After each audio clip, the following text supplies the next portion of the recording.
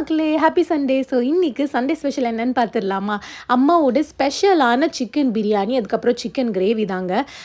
இந்த வீடியோ புடிச்சிருந்ததுன்னா, மறக்காம சப்ஸ்கிரைப் பண்ணி என்னோட சேனல சப்போர்ட் பண்ணுங்க.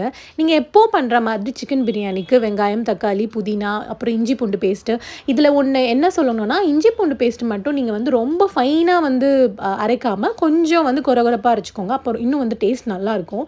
நாங்க இன்னைக்கு வந்து 3/4 கிலோ சிக்கன் எடுத்திருந்தோம். ஸோ, கிரேவிக்கும் வச்சுக்கலாம். அதுக்கப்புறம் வந்து பிரியாணிக்கும் போடலாம் அப்படின்னு சொல்லிட்டு, அதுக்கேத்த மாதிரி பார்த்து போட்டுட்ருந்தோம். 2 கிலோ 2 கிலோன்றேன் பாருங்க. 2 அழகு அரிசிக்கு 3 டம்ளர் தண்ணி வந்து ஊத்தியிருந்தோம்.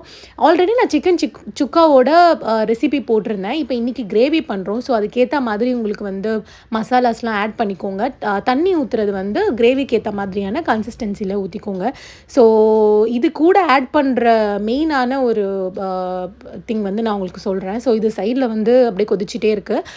பிரியாணிக்கு ஏத்த மசாலாஸ்லாம் ஆட் பண்ணிக்கலாம். மெயின் வந்து கரம் மசாலா, பிரியாணி மசாலா, அதுக்கப்புறம் வெறும் மிளகா பொடி போடுங்க. அது இன்னும் டேஸ்ட் குடுக்கும் உங்களுக்கு. ஸோ, அதெல்லாம் தான் இப்போ வந்து அம்மா ஆட் பண்ணிட்டுருந்தாங்க. அவங்க செய்கிற வந்து டேஸ்ட்டே சூப்பரா இருக்குங்க. நான் வந்து ஆக்சுவலி மம்மி கிட்ட தான் ரெசிபி கேட்டு நான் எங்க வீட்ல போயிட்டு நான் செய்வேன். பட் இவங்களோட டேஸ்ட்டுக்கு என்னால அத கொண்டு வர முடியல.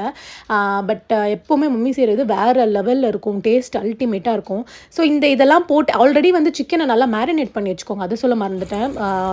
தயிர், அதுக்கப்புறம் வந்து மஞ்சள்தூள் மட்டும் போட்டு நல்லா மேரினேட் பண்ணி வச்சுக்கோங்க. இப்போ வந்து கொஞ்சமா வந்து தயிர் ஊத்தி, கூட கொஞ்சம் லெமன் ஸ்க்வீஸ் பண்ணிக்கோங்க. தேவையான அளவு தண்ணி ஊத்திக்கோங்க. ஸோ, நான் சொன்ன மாதிரி 2 டம்ளர் அரிசிக்கு வந்து 2 அழகு அரிசிக்கு 3 டம்ளர் தண்ணி ஊத்தியிருந்தோம். இந்த சிக்கன் கிரேவிக்கு நான் சொல்லியிருந்தேன் இல்லையா? முந்திரியும் தேங்காவும் அரைச்சு ஊத்திக்கோங்கங்க. ரொம்ப டேஸ்ட்டா இருக்கும் கிரேவிக்கு. ஸோ, அது பாட்டு சைட்ல கொதிச்சுக்கிட்டு இருக்கு.